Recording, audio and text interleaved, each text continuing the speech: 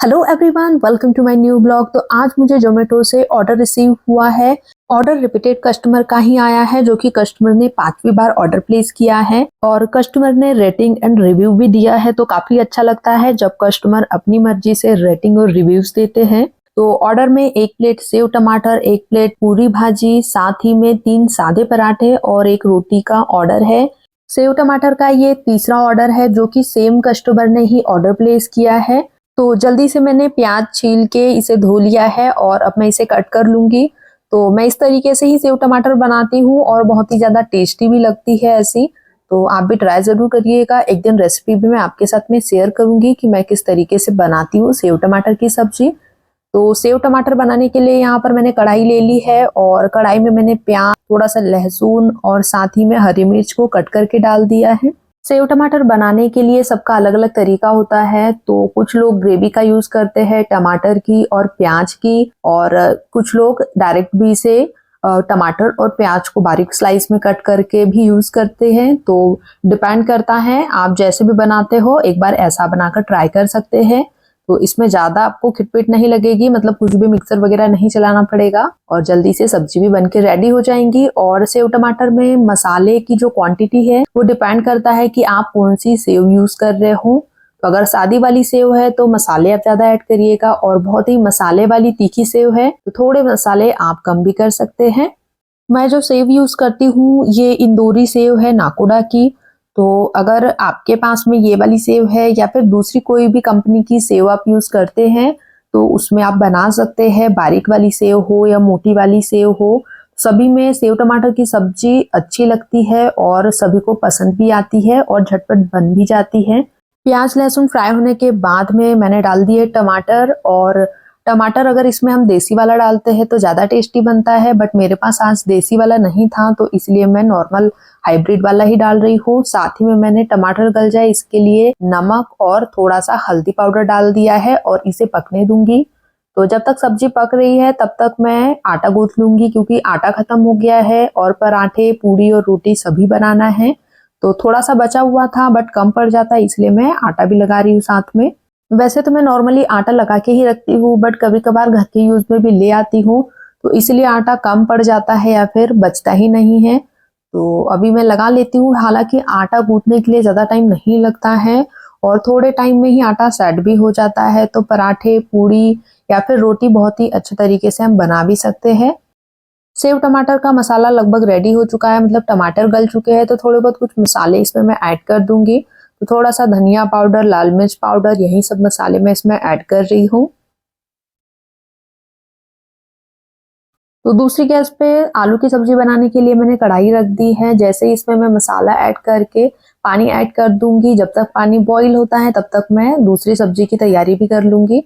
तो आलू पहले से ही बॉईल रखे हुए थे तो उसी आलू का मैं यूज कर रही हूँ। तो आलू को मैं छील लूंगी। और जब भी ऑर्डर में अलग अलग चीजें आती है तो ऑर्डर बनाने के लिए काफी टाइम लग जाता है। भले ही वो चीजें इंस्टेंट बनती हो, जल्दी बन जाती हो, बट फिर भी उसमें टाइम लगता है, क्योंकि सारी चीजें अलग अलग मैनेज करना होता है, काम करना होता है। तो इधर उधर में ही ज्यादा टाइम चला जाता है और फिर ऑर्डर हैंडओवर करने के लिए डिले हो जाता है। आलू को मैंने छील लिया है और अब मैं सेव निकाल रही हूँ। तो तब तक मैंने कढ़ाई गरम करने के लिए रख दी है, क्योंकि आलू की सब्जी बहुत ही इंस्टेंट बन जाती है और सारी चीजें पहले से जब रेडी होती है तभी हम इसे बना सकते हैं, अदरवाइज मसाला जल जाएगा। तो इसलिए सबसे पहले मैं आलू कट कर रही हूँ, तब तक कढ़ाई गर्म हो जाएगी। इसके लिए हरी मिर्च मैंने पहले ही कट कर ली थी। तो अभी जल्दी से मैंने सेव डाल दी है ग्रेवी में और इसे अब मैं पकने दूंगी। तो 2 से 4 मिनट तक इसे हमें पकाना है। और जैसे ये गाढ़ा हो जाता है वैसे ही मैं गैस की फ्लेम को बंद कर दूंगी और इसमें हम हरा धनिया डाल देंगे तो सब्जी बनके रेडी है। और दूसरी वाली गैस पे मैंने ऑयल भी गर्म करने के लिए रख दिया है, ताकि जल्दी से मैं ऑर्डर को कंप्लीट कर पाऊँ, क्योंकि टाइम तो वैसे ही हो रहा है। जितना भी जल्दी हम करते हैं तो उतना जल्दी हो भी नहीं पाता है, टाइम तो फिर भी लग ही जाता है, बट फिर भी हम कोशिश करते हैं कि ऑर्डर हम टाइम पे हैंडओवर कर पाए और कस्टमर के पास में ऑर्डर डिलीवर हो जाए टाइम पे। अगर आप मेरा वीडियो फर्स्ट टाइम ही देख रहे हैं, चैनल में नए हैं और अभी तक आपने चैनल को सब्सक्राइब नहीं किया है तो आप चैनल को सब्सक्राइब जरूर करिए। और अगर आपको वीडियो अच्छा लगता है तो वीडियो को लाइक, शेयर एंड कमेंट जरूर करिएगा कि आपको वीडियो कैसा लगा। इसके साथ ही बेल आइकन पे प्रेस जरूर करिएगा ताकि आने वाले वीडियो के नोटिफिकेशन आपको मिले एंड वीडियोस को आप देख पाएंगे। तो क्लाउड किचन से रिलेटेड वीडियोस में अपलोड करती हूँ, जो भी डेली के ऑर्डर्स मुझे रिसीव होते हैं डे नाइट के, वही मैं आपके साथ में शेयर करती हूँ। स्विगी और जोमेटो दोनों के ही कितने ऑर्डर्स मुझे रिसीव होते हैं ऐड के थ्रू या विदाउट ऐड के। अभी तक तो मैंने वैसे ऐड नहीं लिया है, बस स्विगी से ही एक छोटा वाला ऐड मैंने ट्राई किया है जिसमें मैं नेगेटिव हूँ और बिल्कुल भी मुझे अच्छा रिस्पॉन्स नहीं मिला है। तो मैं तो यही सजेस्ट करूंगी कि अगर आप क्लाउड किचन चलाते हैं तो ऐड वगैरह बिल्कुल ना ले और बिल्कुल इस चीज में ना फंसे, क्योंकि इसमें आपका ही पैसा जाएगा और आपका ही टाइम वेस्ट होगा, मेहनत लगेगी, बट आपको इसका रिजल्ट नहीं मिलेगा, बेनिफिट नहीं मिलेगा। तो इसे अवॉइड करिएगा। और बहुत सारे लोग अभी प्लानिंग भी कर रहे हैं स्टार्ट करने के लिए, तो मैं उनको यही बोलूंगी कि बिल्कुल आप स्टार्ट करिए और धीरे धीरे स्टार्ट जब करोगे तो ही आपको आगे नॉलेज होगा, सारी चीजें आपको पता चलेगी और काम का एक्सपीरियंस भी होगा। तो क्लाउड किचन आप चाहो तो पार्ट टाइम भी चला सकते हैं या फिर फुल टाइम भी इसे चला सकते हैं। जब भी आपको इसे ऑन करना हो, ऑफ करना हो, तब आप इसे ऑन ऑफ कर सकते हैं, क्योंकि पहले से ही किसी को भी नॉलेज नहीं होता है, सब काम करते करते ही सीखते हैं। तो पहले मुझे भी नहीं पता था, नॉलेज नहीं था, बट अभी मैं थोड़ा बहुत चीजें सीख रही हूँ और काम भी कर रही हूँ। तो आप भी स्टार्ट करिए और अगर कोई भी डाउट होता है तो आप मुझे कमेंट कर सकते हैं या फिर इंस्टा पे कनेक्ट कर सकते हैं।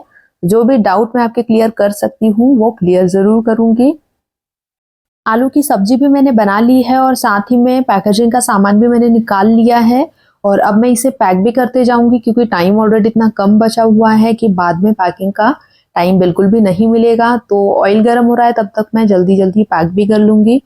आलू की सब्जी को मैंने पैक कर लिया है, अब मैं सेव टमाटर की सब्जी को भी पैक कर दूंगी। तो हरा धनिया डाल के इसे मैंने मिक्स कर लिया है और बहुत ही अच्छा फ्लेवर आता है हरा धनिया का, तो आप बिल्कुल इसे स्किप मत करिएगा। मुझे तो अच्छा टेस्ट लगता है इसलिए मैं डालती हूँ। अगर आपको पसंद नहीं है और आप नहीं खाना चाहते हो तो आप स्किप भी कर सकते हो। ऊपर से मैंने थोड़ी सी सेव डाल दी है और अब मैं इसे पैक कर दूंगी। कंटेनर को जैसे ही पैक करने के लिए मैंने ढक्कन लाए, देखा तो ढक्कन छोटा साइज का था।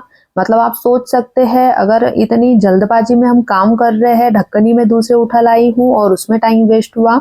दोबारा गई, फिर दोबारा से मैंने इसके सही साइज वाले ढक्कन लाए। ये प्रॉब्लम भी होती है, जल्दी जल्दी में सारी चीजें गलत भी हो जाती है। तो जल्दी से मैंने पैक कर दिया है ताकि सब्जी ठंडी ना हो। और अब मैं पूड़ी बनाना स्टार्ट कर रही हूँ। तो टोटल 5 पूड़ी मुझे बनानी है। जैसे ही पूड़ी कंप्लीट होती है उसके बाद मुझे 3 सादे पराठे और एक रोटी भी बनानी है। तो अब जल्दी जल्दी मैं कर लूंगी क्योंकि राइडर भैया भी एकदम जस्ट घर के सामने ही खड़े हैं।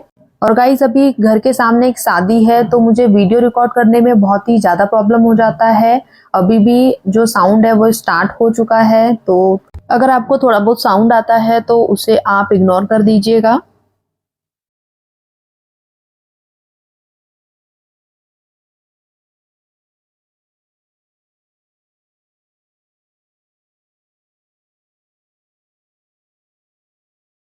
तो पूड़ी को मैंने बना लिया है और ये लास्ट की पूड़ी बची हुई है, तो जल्दी से इसे भी मैं बना लूंगी। और जल्दी से मैंने ऑयल को हटा दिया है क्योंकि सेम गैस पे ही मैं बना रही हूँ पराठा, क्योंकि वो बड़ी वाली गैस है और बाकी सब छोटी छोटी है और इस कोने वाली भी बड़ी वाली गैस है। बट मैं उसी गैस पे बनाती हूँ ताकि वहाँ पे बेलने के लिए भी आसानी होती है और सामान भी अच्छे से रखा जाता है। तो जल्दी से मैंने पराठा बेल लिया है और अब तवा भी गर्म हो चुका है तो पराठा सेकना मैं स्टार्ट कर दूंगी। अगर आप सॉफ्ट पराठे, सॉफ्ट पूड़ी या फिर सॉफ्ट रोटी बनाना चाहते हैं तो आटे को आपको हल्का सा सॉफ्ट ही गूंथना पड़ेगा। अगर आप हार्ड लगाते हैं तो आपके जो पराठे हैं, रोटी है, साथ में पूड़ी, ये सभी भी हार्ड हो जाते हैं और बाद में अगर ये ठंडे होते हैं तो फिर खाते नहीं बनता है। तो इसीलिए आटे को आप सॉफ्ट ही रखिएगा, तो आपका जो पराठा है वो अच्छे से बनेगा और टेस्टी भी लगेगा। अगर ये ठंडा भी हो जाएगा तो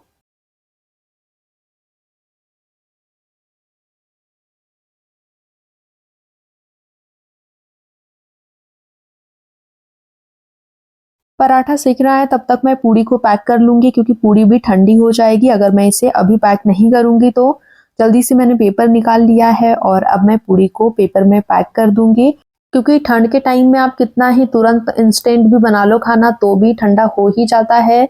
और पराठे, रोटी, पूड़ी और भटूरा ये सब तो चीज़ें बहुत जल्दी ठंडी हो जाती है। मतलब सब्जी में तो थोड़ा टाइम भी लग जाता है ठंडा होने के लिए, क्योंकि वो ज़्यादा क्वांटिटी में होती है और गर्म काफ़ी होती है, बट ये तो बहुत जल्दी ही ठंडे हो जाते हैं। एक पराठा बन चुका है, एक पराठा तवे पे भी सिक रहा है और ये लास्ट वाला पराठा मैं अभी बेल ही रही हूँ, तो जल्दी से इसे कंप्लीट करने के बाद में मुझे रोटी भी बनानी है।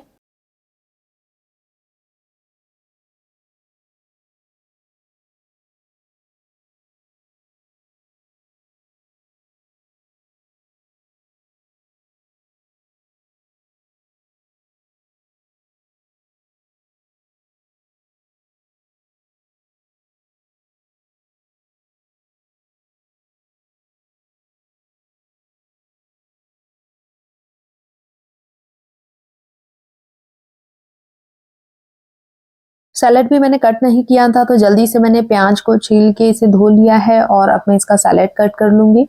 और साथ ही में मैंने अचार पहले ही पैक कर लिया था, तो अब सारी चीज़ें रेडी हो चुकी है। जल्दी-जल्दी मैंने पैकिंग भी कर ली है। बड़े वाले पैकेजिंग बैग में मैं सारी चीज़ें अरेंज कर दूँगी, बट अभी बड़ा वाला बैग तो है ही नहीं, तो जो छोटा वाला बैग है मैं उसी में सारी चीज़ें मैनेज कर लूँगी, अरेंज कर दूँगी। तो सही से इसमें अच्छे से पैक भी हो जाता है, तो इसीलिए अब मैं छोटा वाला ही यूज़ करने वाली हूँ। और जब ज़्यादा ऑर्डर आता है तो उसमें मैं बड़े वाले पैकेजिंग बैग का यूज़ करूँगी, क्योंकि बड़ा वाला अभी ख़त्म हो चुका है और ये वाले बहुत ज़्यादा क्वांटिटी में आ गए थे, तो अभी मैं इसी का यूज़ कर रही हूँ, क्योंकि इसको भी यूज़ करना ज़रूरी है। तो सारी चीज़ें मैंने अरेंज कर दी है, पैक कर लिया है और अब मैं इसे स्टेपलर कर दूँगी और अब मैं जा रही हूँ ऑर्डर हैंडओवर करने के लिए। तो राइडर भैया भी सामने आ ही चुके हैं। काफ़ी टाइम से वो बाहर ही खड़े हुए थे, वेट कर रहे थे कि कब मैं ऑर्डर रेडी करूँ। और आज राइडर भैया एकदम गेट पे इसलिए खड़े हैं क्योंकि उन्होंने पूछ लिया था कि ऑर्डर कहाँ मिलेगा। वो सामने वाले घर के पास में खड़े हो गए थे, तो उन्होंने उनको बता दिया कि वहाँ पे जाइए, तो वहाँ पे आपको ऑर्डर मिल जाएगा। राइटर भैया को जैसे ही मैंने ऑर्डर हैंडओवर किया तो मेरे पास ऑफलाइन ऑर्डर की भी डिमांड आ गई, तो ऑफलाइन ऑर्डर को भी मैंने एक्सेप्ट कर लिया है। ऑफलाइन ऑर्डर मैंने लिया है फ्रेंच फ्राइज का।